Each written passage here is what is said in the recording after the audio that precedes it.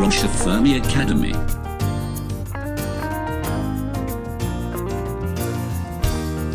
Training for teachers and other professionals.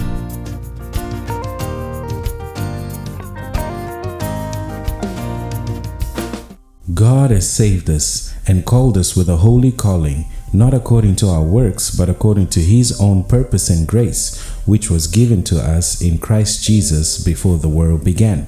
2 Timothy chapter 1 verse 9. This is the ROCHA FIRME Academy Ethos and Philosophy series. Today's topic is our academic standards. We have been talking about standards from the perspective of work so far.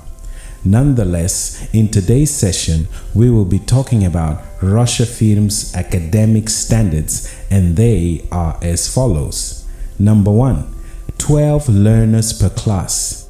Whilst the grade may have multiple classes, each and every class, whether in the same grade or a different grade, only 12 learners are expected to participate.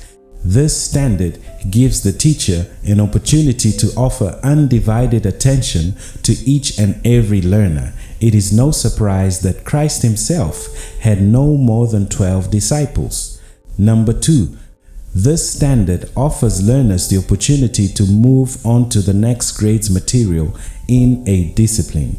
If their scheduled lessons have been exhausted and their performance is excellent in a particular discipline for the current grade. For example, they could be in grade 4 but already learning grade 5 English and math. We will learn more about this when we look at the Love to Learn curriculum. Number 3, merit-demerit discipline system. We do not speak of punishing learners. We speak of disciplining learners. The difference is that when discipline is applied, a lesson is intentionally and verbally communicated to the child, whereas punishment presents no opportunity for the child to learn. Corporal punishment is strictly forbidden. An example of a merit is the attribution of stars for good grades. An example of a demerit is detention during break time or going into a naughty corner. Number 4, teaching as opposed to dictating. We don't teach the curriculum, we teach the learners. This simply means that the curriculum is created for the learner and not the learner for the curriculum. Therefore, the curriculum has to meet the child where they are at. It has to meet the learning needs of the child. Dictating lessons to a child does not meet the needs they have. We will learn more about this when we look at the Love to Learn curriculum. Number 5, in-person and distant learning.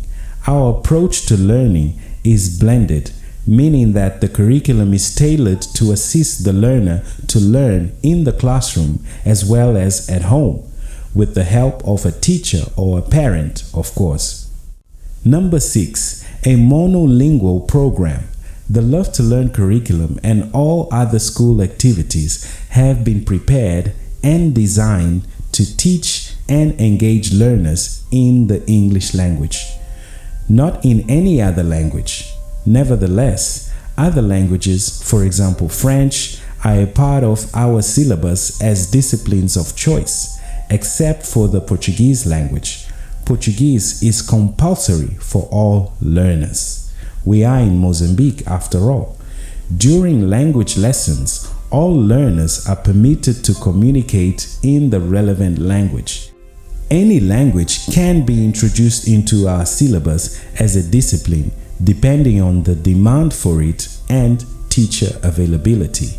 For such a discipline to be made available, the number of learners required would have to be between 6 and 12. Otherwise, English is the school's official language and the use of vernacular is not permitted. Number 7, frequent and multiple assessments. The RFA Constitution states that for each discipline, learners are required to do at least 2 assessments per term or trimester, excluding final exams. We believe that the more the teacher evaluates a learner, or the learner, him or herself, evaluates themselves, the more confidence is built in the learner concerning a particular area of learning. Of course, there must be objectivity and variation. The two compulsory assessments will measure what exactly the learner has learnt against the curriculum standard or expected results. These are summative assessments. For example, tests, in-depth reports, individual papers, final exams, and end-of-class individual projects. Optional evaluations are formative assessments, which measure the learner's progress and constructive feedback is given to them. These are, for example, presentations, narrations, group activities, quizzes, games, reading, and written reviews. This type of assessment should be as frequent as possible and adopted by the teacher as a tool for encouraging learners to advance with confidence and consistency without fearing the monster exams at the end of each term. Number 8.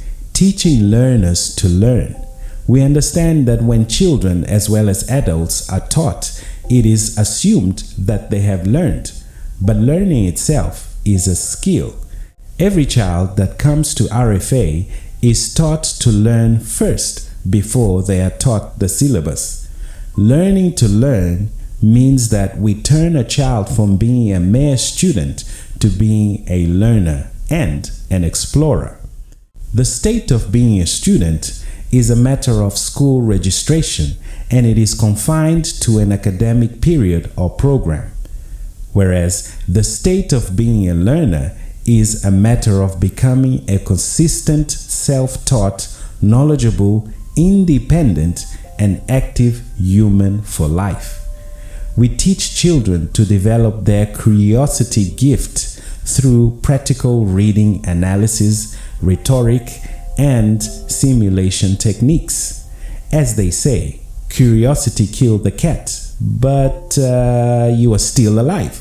So curiosity does not kill you. Instead, it makes you knowledgeable if you use it to do good. And I guess this is why they also say knowledge is power. God has saved us and called us with a holy calling, not according to our works, but according to His own purpose and grace, which was given to us in Christ Jesus before the world began. 2 Timothy chapter 1 verse 9. We thank you for listening.